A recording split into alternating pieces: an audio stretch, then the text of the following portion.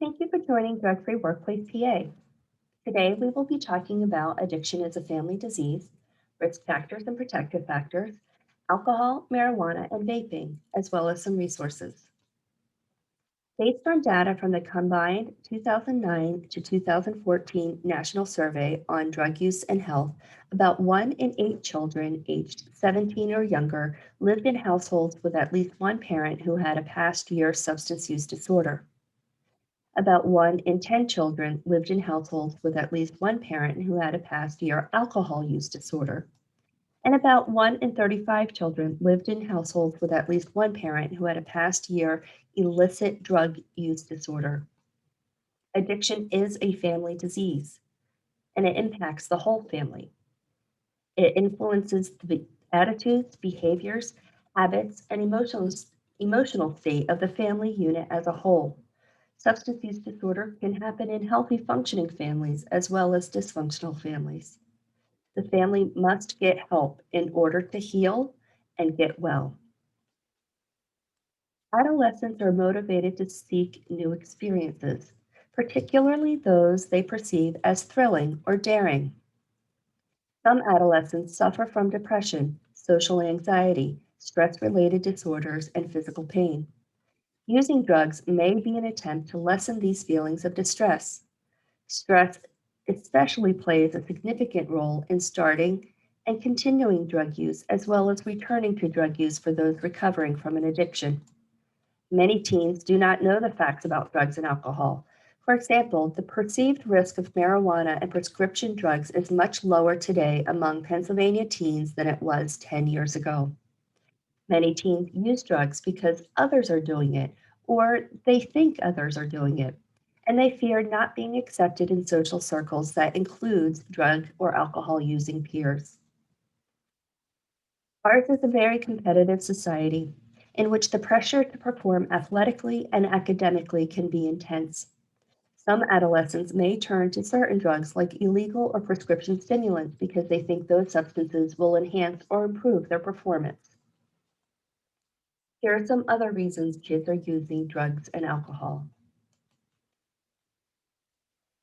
neglect, death in a family, abuse, anxiety, lack of love, divorce, isolation, depression, and self medication. It is important to understand the risks that may lead to a substance use disorder. The earlier an individual starts smoking, drinking, or using other drugs, the greater the likelihood of developing an addiction. People who began using addictive substances before age 15 are nearly 7 times likelier to develop a substance use disorder than those who delay first use until age 21 or older. Every year that substance use is delayed during the period of adolescent brain development, the risk of addiction and substance use decreases. The adolescent brain is still developing. By age 12, the brain begins sculpting or pruning back ineffective or weak connections. So the brain cells that are frequently used are strengthened, and the ones that are not frequently used are gone. And there are certain conditions that are ripe for risk taking by teenagers. These include situations in which a teenager is experiencing high emotion in the presence of intense peer pressure and faced with a perception that a short term reward or positive outcome will be obtained. In these situations, the still maturing brake circuitry, which is the limbic system, which is the prefrontal cortex in the front part of the brain, may be particularly overwhelmed by the accelerator, the limbic system region, compromising the ability to make thoughtful decisions. It is as if a teenager's brain has a fully functional car accelerator, but the brakes have not been installed yet. Another risk factor may be a big life change or trauma, such as divorce, moving to a new school, breakup of a romantic relationship, dating violence, bullying or hazing, death in the family, abuse, neglect, and racism. Many individuals who develop substance use disorders are also diagnosed with mental health disorders and vice versa. 60 to 75% of adolescents with a substance use disorder have been diagnosed with a mental health or behavioral health disorder. Although drug use and addiction can happen at any time during a person's life, drug use typically starts in adolescence, a period when the first signs of mental illness commonly appears. Genetics play a key role in addiction. Genetic factors can account for up to 75% of an individual's vulnerability to addiction, so it is important to have an understanding of your family history. As we learned about some of the risk factors, it is important to remember that not everyone will develop a substance use disorder. Protective factors such as community, social connectedness, supportive family and friends, healthy coping skills, and purpose and contribution are just some of the few things that can help prevent addiction. Just because you are prone to addiction doesn't mean you're going to become addicted. It just means you've got to be careful. Protective factors, also known as assets, are conditions that buffer youth from risk by reducing the impact of the risks or changing the way they respond to risks.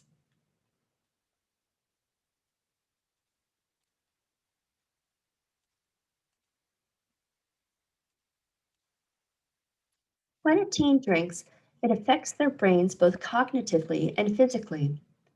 The short term consequences could include having a harder time making good decisions. Their motor coordination will be impaired.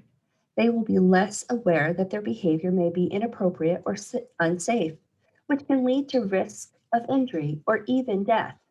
They can have a greater risk of engaging in risky behavior like drinking and driving and having unprotected sex, and they are less likely to recognize potential danger. The long-term consequences could include drinking alcohol could interfere with normal brain development and affecting the brain structure and function. Alcohol has negative effects on information processing and learning. Alcohol interferes with the drinker's ability to form memories, and it also has an increased risk of developing an alcohol use disorder later in life.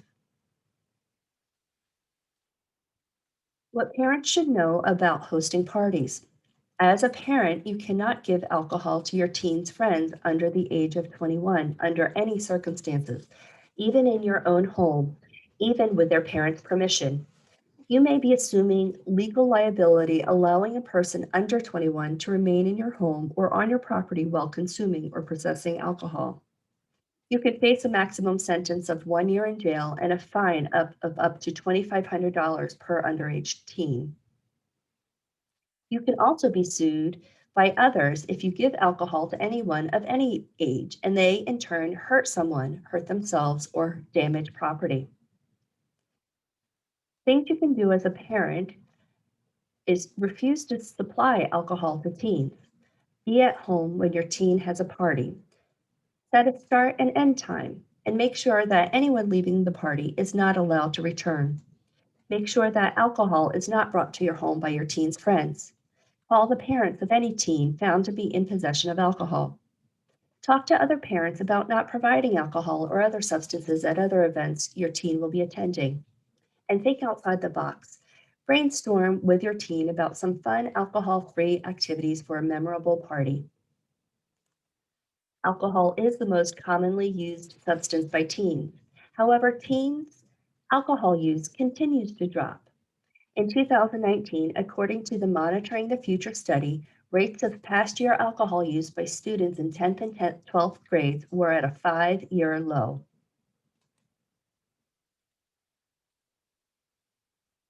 In the Monitoring the Future survey, the number of teens saying they vaped marijuana increased since 2018.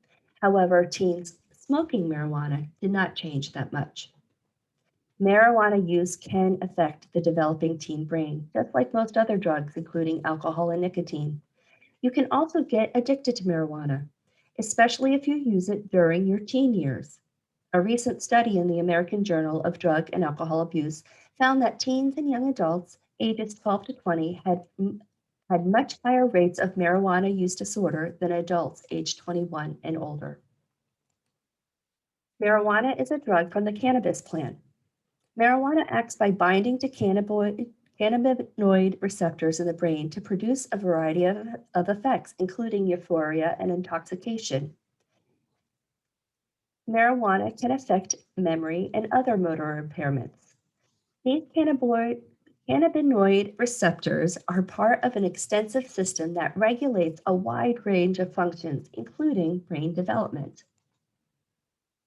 Concentrates are products made from the cannabis plant that have been processed to keep only the most desirable plant compounds, while removing excess plant material and other impurities.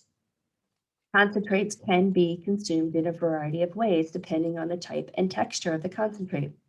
The most popular way to consume concentrates is by vaporizing the concentrate using a dab rig or vape pen. Vaping is the most discreet and portable option for consuming cannabis concentrates.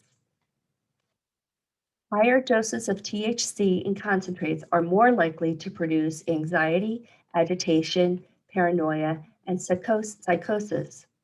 There is also a risk of burning your lungs when you're using a dab ring. Smoking 3 or more joints per week means the smoker is never free from the effects of marijuana on the brain. And because today's marijuana has a higher potency than years past, smoking 3 to 5 joints a week is the equivalent of what would have been 15 to 40 joints per week 20 years ago. A recent study by the National Institute on Drug Abuse found that if a parent uses marijuana, that can increase the risk that their kids living in the same household will use drugs. Specifically, teens and young adults who lived with a parent who used marijuana were more likely to use marijuana, tobacco, and alcohol, and to misuse opioids than were those living in households where a parent did not use marijuana.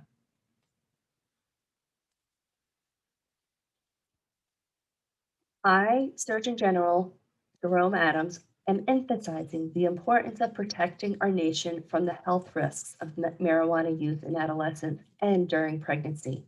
Recent increases in access to marijuana and in its potency, along with misperception of safety of marijuana, endanger our most precious resource, our nation's youth.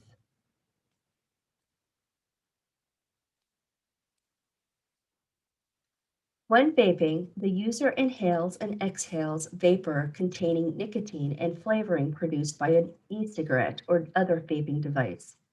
Nicotine gets into the bloodstream through the lungs and travels to the brain in 10 seconds. There are toxic substances and chemicals that are in the vape juice in addition to nicotine. Individuals that vape are prone to coughing, wheezing, and prone to lung disease, COPD, asthma, and heart disease. According to the University of Virginia Cancer Center, nicotine will actually alter the structure of a developing brain, and we have no idea what that will do in the long run.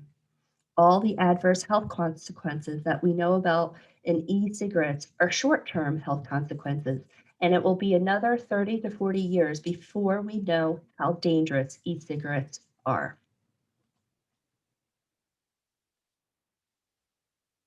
It's hard to smoke an entire pack of cigarettes in 15 minutes, but you can do that with a Juul pod, and it's going to be done and gone in 15 minutes. The way teens are using it has created a very new phenomenon. Here are some signs of vaping. There may be a presence of vaping equipment or related product packaging. You may smell a faint scent of flavoring like bubblegum, chocolate cake, or blueberry. You may notice that your teen has an increased thirst or nosebleeds due to the stimulant nicotine. You may see that they no longer are interested in soda with caffeine. You may see vaping lingo in text messages or on their social media. And you may notice a change in their appearance and or behavior. These are just some of the types of devices used to vape. They range in cost of an e-cigarette or the range in cost of an e-cigarette or vaping device is $10 to $60 and can produce up to 600 puffs. The company Juul used aggressive social media campaigns and paid social influencers and celebrities to post vaping Juul pods to target adolescents and young adults. EVALI is a severe lung illness related to using e-cigarettes and vaping products. Symptoms of EVALI include shortness of breath, fever, chills, cough, vomiting, diarrhea, headache, dizziness, rapid heart rate, and chest pain. pH products from informal sources may be a cause of E-valley, and the vitamin E acetate is also strongly associated with E-valley, and it is found largely in counterfeit brands from overseas. The latest data shows 68 deaths have been confirmed in 29 states and DC as of February 18th, 2020. Seizures also can occur within 30 minutes of inhaling nicotine through a vape device or e-cigarette. Seizures are likely part of a cluster of symptoms that result from nicotine toxicity, a new condition that's the equivalent of a nicotine overdose. They feel sick, very sick, nausea, migraines. Then they start throwing up, abdominal pain, like a punch in the gut, and it lasts for hours. This is sometimes called nick sick. On January 2nd, 2020, the FDA announced ban of flavored cartridges like Juul pods, and only tobacco and menthol flavored pods could be sold. However, vape shops could continue to sell flavors for tank-based e-cigarettes. Disposable e-cigarettes like Puff Bar can be purchased online and they carry a variety of flavors. Each e-cigarette has up to 300 puffs. Vape tricks and vape competitions are very popular on YouTube, and teens and young adults enjoy watching and participating.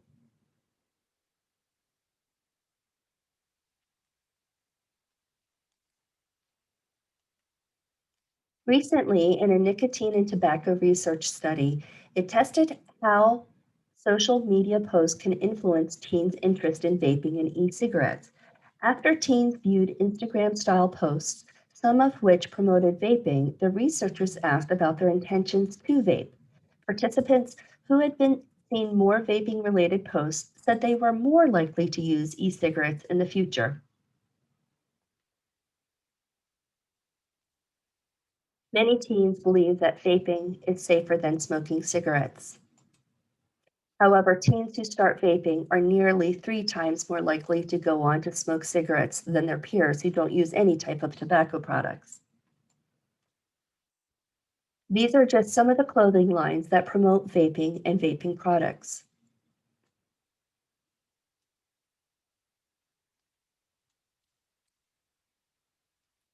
Dabbing is a way to consume high doses of THC with a small amount of product. It uses a concentrate from the cannabis plant. Dabbing is different than vaping THC by how it is consumed. The most common form of vaping is a pre-filled cartridge that attaches to a battery. The cartridge contains a heating element that comes in contact with the battery and heats the concentrate when activated. The battery and cartridge combination is collectively referred to as a vape pen. The most popular way to consume cannabis concentrates is by vaporizing the concentrate using a dab rig. This method consists of heating a nail made from either glass, ceramic, or titanium, and then applying the concentrate directly onto the hot surface, instantly turning it into a vapor for consumption. Here are some examples of clothing that promote dabbing and other drug use. 710 is the upside down word oil, which is a cannabis concentrate reference. Social media continues to influence the perceived low risk of marijuana use among adolescents.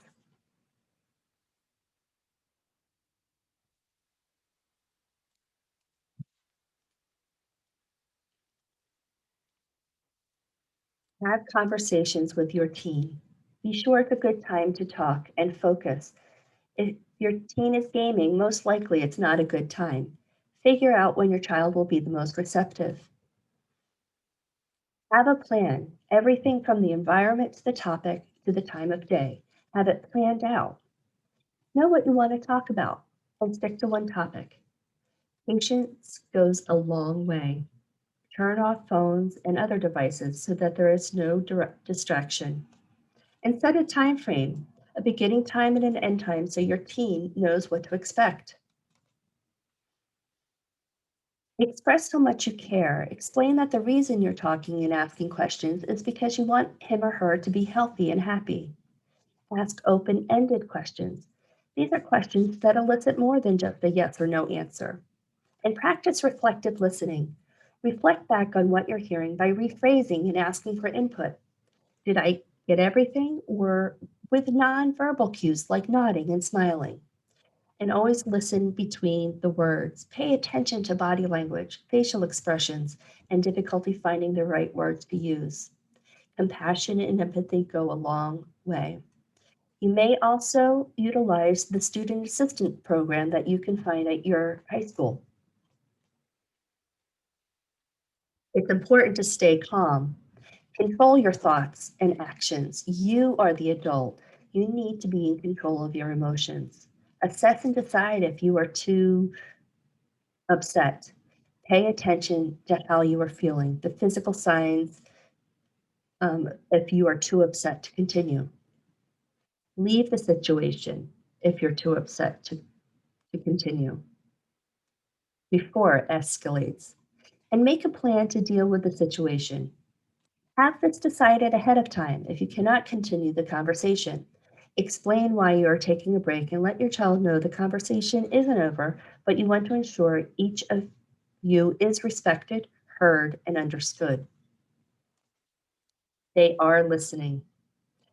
Good communication between parents and children is the foundation of strong family relationships. Developing good communication skills helps parents catch problems early, support positive behavior, and stay aware of what is happening in their children's lives. For more techniques on how to communicate with adolescents about drugs and alcohol, or if you are concerned that your teen is using substances, please view our Communicating with Adolescents education.